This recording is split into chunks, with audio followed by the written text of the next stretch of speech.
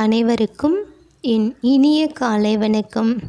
இன்றைய நாள் அன்னை மகாலட்சுமியின் அருளாலும் அம்மையப்பன் அருளாசிகளாலும் இந்நாள் உங்களுக்கு இனிதான நாளாக அமையட்டும்.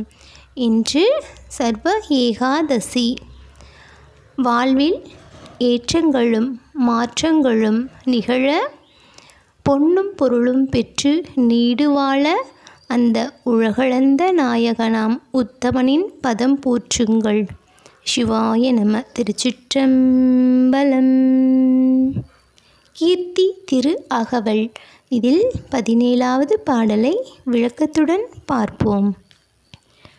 சேவகனாகி தின் சிலையேந்தி பாவகம் பல பல காட்டிய பரிசும் கடம்பூர் தன்னில் இடம்பெற இருந்தும் ஈங்கோய் மலையில் எழிலது காட்டியும் ஐயாறு அதனில் சைவன் ஆகியும் ஐயாறு அதனில் சைவன் ஆகியும்.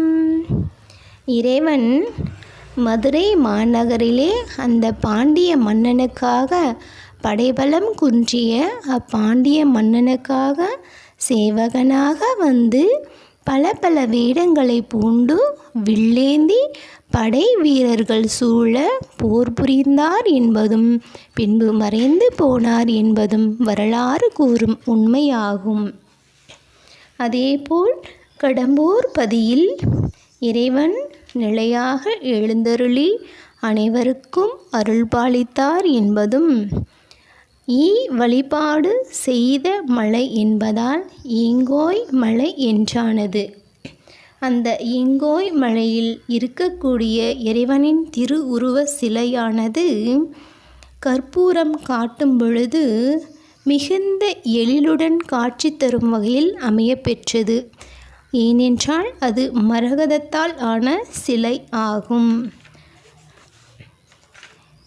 ஈங்கோய் மலையில் இறைவன் எழில் மிகுந்து மிகவும் அழகுடன் காட்சி தருகின்றார் என்பதையும் நமக்கு உணர்த்துகின்றது. திருவையாறு. திருவையாற்றில் ஐயாறு அகலாத செம்பொன் ஜோதி. இதனுடைய விளக்கம் திருநாவுக்கரச பெருமான் பதிகத்தில் கூறியுள்ளது. திருவையாறு திருத்தலத்தில் இறைவன் செம்பொன் ஜோதியாக அமர்ந்து இருப்பதால் திருவையாறு அகலாத செம்பொன் ஜோதி என்று நாவுக்கரச பெருமான் புகழ்ந்துரைத்து உள்ளார்.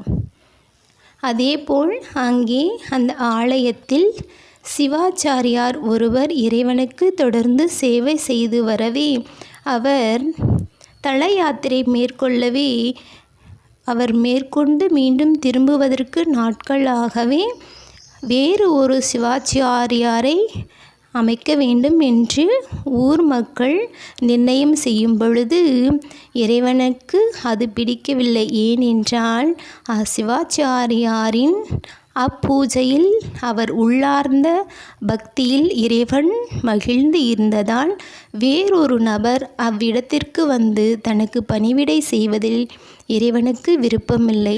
அதனால் இறைவனே சிவாச்சாரியார் வேடத்தில் வந்து அவரே தனக்கே பூஜை செய்து வந்துள்ளார். அப்பொழுது சிறிது நாட்கள் செல்லவே தல யாத்திரை மேற்கொண்டு இருந்த சிவாச்சாரியார் திரும்பி வரவே அதே உருவத்தில் காணும் பொழுது வியந்து போனார். ஊர் மக்களுக்கும் ஒரே ஆச்சரியம்.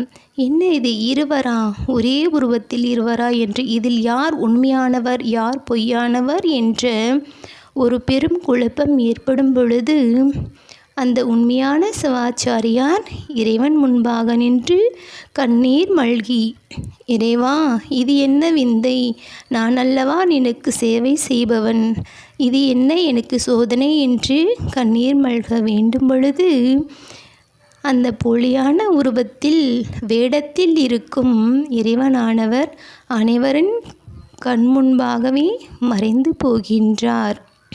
இதனையே ஐயாறு அதனில் செய்வன் ஆகியும் என்ற பாடல் வரிகளின் மூலம் நமக்கு விளக்கும் செய்தியாகும். இறைவனே தன்னுடைய சேவகனுக்காக செய்வனாக வேடம் பூண்டு வந்து இருந்து பணிபுரிந்த அத்தன்மையானது அளவிட முடியாதது இல்லையா?